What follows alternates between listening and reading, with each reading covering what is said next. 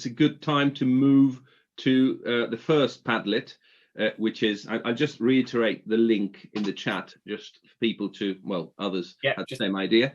And if you go to that, you will see people's contributions onto that Padlet board.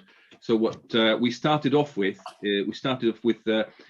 4 definitions from the literature on learning design that we use as a trigger.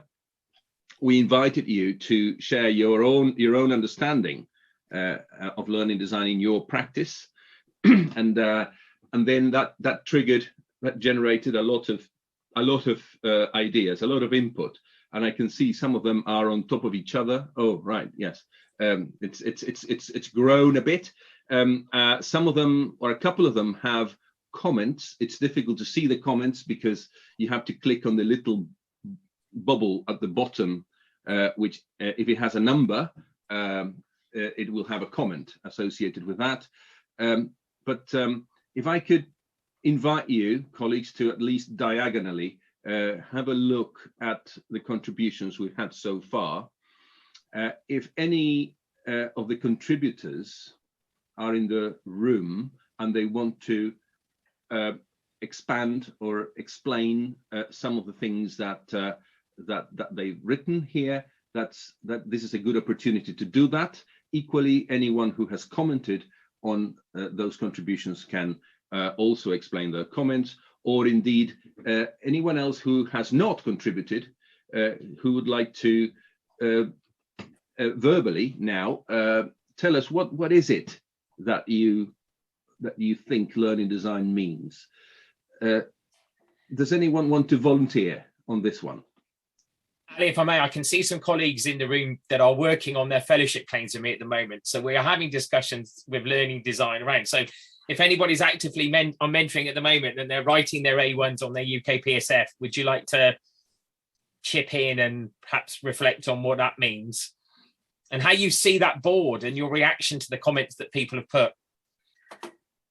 Peter, shall I start? Yeah, yes, the one that resonated with me, I didn't post it, but I made a comment, is the one, it says, I don't know if you can share it, learning design. Firstly, context and content can be considered in a number of ways. It's down towards the bottom left. And I just thought that was real solid practicality, you know, and I thought it was kind of, because it had the student timetable in and everything. So I think it, you know, I really like that practicality of that one. If you can you share it or on screen, or shall I share it? Or I'm hoping people can look. I'm hoping people are seeing this on their own screens via the link. Yeah, it's the one that is what is learned and the way it's learned, or the process of the content. But I just thought that, you know, having that kind of checklist was quite useful. So I like that. I like that. Thank you, Peter. Just highlighted that in purple so you can see it, that one. Amy. Yes, thank you. I've just liked the one that says, I think the title is Learning Design Starts at the End. So thinking about what you want the students to be able to do. And you'll see as we move through the different stages of the methodology this afternoon, that's a real starting point. It's going back to why should students be taking this course? Why should students be taking this module? And thinking about, you know, if you wanted to articulate this in a very succinct, exciting, your kind of elevator pitch to students, what would that be? And this is something that evolves over time with modules where they may have historic kind of design and they've perhaps been tweaked and looked at in various iterations. But coming back to that key question, what should students be able to do at the end, is so simple, I think, but just such an effective place to start.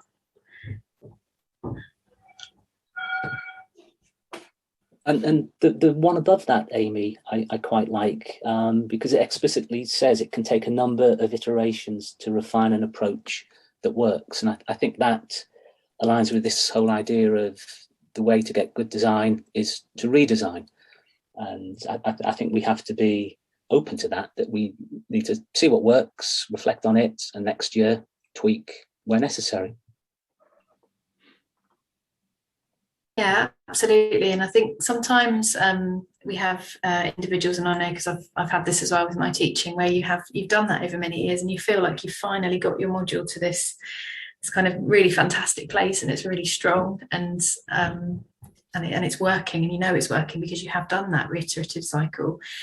That's still really valid, and if things are working, we're not saying you need to throw all of that away, but what it does do is put that in the context of the course design. And sometimes, even though it might be an amazing module, there are things in there which are jarring for students with other elements of the course. So it's kind of a sense check in some ways, but I do think that some people will come to this with, actually there are some things that I absolutely fundamentally want to keep, which I know work really well, and then it's just kind of unpacking and maybe tweaking that around the edges. And I think if I can jump in there as well, because we like to do continual enhancement, then we'll get another cohort of students and it might not work for them when it worked very well for some of the others. So getting that feedback and continuing to think about it. But the one that I like is constructive alignment, and that based on theory. And it's the same as you were saying, Amy, with the one about designing starts at the end. It's thinking about the impact on students and working backwards from that, so helping them to think about that right from the beginning. And I've always liked that constructive alignment. That's some theory that I can really get behind. So for those of you who are working with Andy on your fellowships, that's probably one that you're looking at and quite helpful. Sue McGlory. So you and I have had some really nice discussions about learning design, and your claim is coming together. You've really focused on that brilliantly in the start. Would you like to share? Can I invite you, under no pressure at all? You can say no. Could you just share your reaction? Because I'm just basing that on the conversations that we've had around your fellowship. I think on coming to this event and learning what it's about, I realised why I get so frustrated when we review the course or review the module. And we did one on Zoom last year, and nobody's got time to do any of these things. And you go to some meeting that's scheduled for 2 hours on Zoom, and they get each module coordinator to talk through their module, and every module coordinator has a different view of what their course is. And you get lots of useful summary information from one person, then you get insufficient material. And really, if you're going to review a course or a module, you need to have a real understanding of what's going on. And I must say, I've looked at some student feedback from the module I just finished, and one of them said, well, why are you including this when we had a whole module on it last year? And I'm thinking, I had no idea they had a module on it. So some of those useful comments I've now put together and put up as a report to my course leader to say, look, we've had the usual comments, not many people said things. Some people loved it, some people hated it. But a couple of people said this, this, and this. And it's like, well, yes, we're going to review the course. And I think, oh, no, we do need to do it. Some students said, oh, well, maybe we should have that module before we did something else. And so I was just thinking, as we've gone through today, whether we look at reviewing the course or reviewing the module, but it's going to be chicken and egg, because you've got to sort of look at each module individually to get a grasp of those learning outcomes and what people are teaching. Like, are they doing well-being, and are they doing, all the other things? Oh, if I'd known you were doing that, I wouldn't have done it on my module. And trying to sort of do that, and then look at the overview of the course and think, do we need to swap the modules? Do we need to change content some modules? And you might end up feeling you've wasted time reviewing some modules only to find actually that you've got to take 20% of it out because somebody else is covering it. And I think that iterative process I can see is going to go on, but some people might find they've sort of wasted time tweaking a module, because when you then review the course, you realize that actually you've got to make some changes to other modules as well. But I can't see an easy way. If you start with the course review, you've then got to review, you've got to delve deeper into some of the modules anyway to understand. You can't just get it from the learning outcomes exactly what they're teaching, like just each week, like week 1 we do this, week 2 we do, you really need to understand it. And I've realized I don't understand the other modules on my course. I don't even know what they're doing. So thank you for that. That just encapsulates everything that we're trying to address. Now, I'm just conscious of the time. We are going to finish at 11:15 for a break. But I know, Lee, you've got your hand up and being very patient. Would you like to drop in? Well, it's just to follow on really from what Amy was saying, in that I think for me what is really important is making sure that we really understand what the point of the module is, or what the point of a course is. And I'll use an example of a bad example. I'll use it when I was studying, which wasn't at Portsmouth, so I think I'm okay to say it was a bad example. As studying civil engineering, it did sort of feel as though I did a couple of years of maths with lots of maths exams, which wasn't really very good training to then be a civil engineer. And I think we've moved away from that a lot, and we're a lot better at that here at Portsmouth. But it's that kind of focus. Well, what is it we're wanting the students to learn, and why is it we want them to learn it, and what actually is the authentic task we need students to be able to do at the end of it. And if you think about it that way, it I think really aids the design of modules and courses.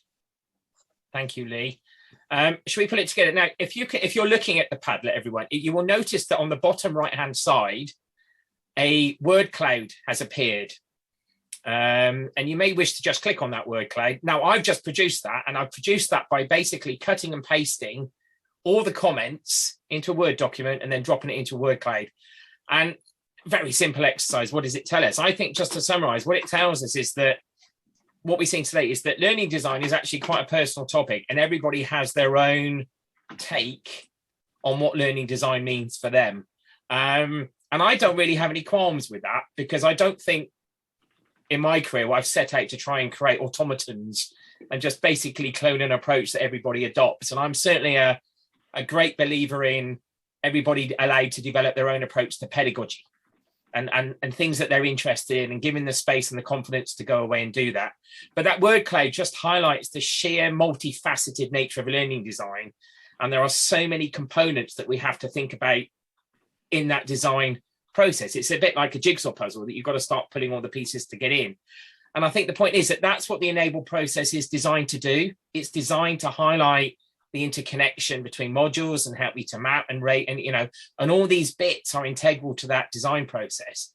And we've talked a lot this morning about values, and yeah, I can have my own values. Now, we all got our individual approach to learning design, but the first part of the enable workshop, and this will underpin the activities that we're going to do later, is to share those values.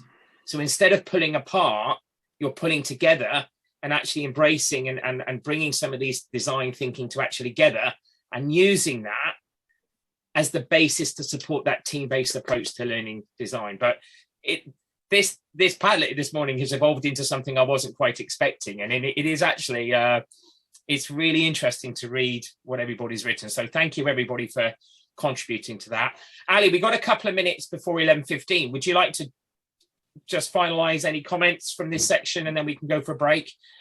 I would like to say, rather than reiterate things, just to get people ready for what's going to happen after the break, which is a lot more hands-on and participative. So the context has been set, the rationale and the way in which Enable fits within the strategic context has been set.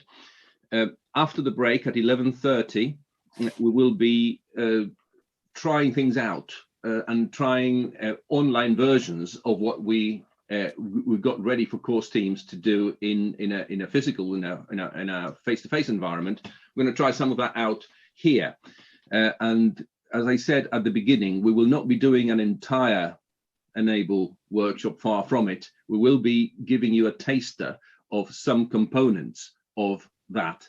So in order for that to be meaningful and manageable for all facilitators, we're going to split people up into smaller groups so that we can get that work done, and you can get a good feel for what different elements of Enable look like. So I do hope you can take a break and rejoin at 11:30 so that we can split you up into groups, and and proceed with the practical element of this, your hands-on element of this, which will hopefully inform your decisions as we go forward. Let's bring this part of the morning to an end, and I hope to see you again at 11:30. Thank you all very much.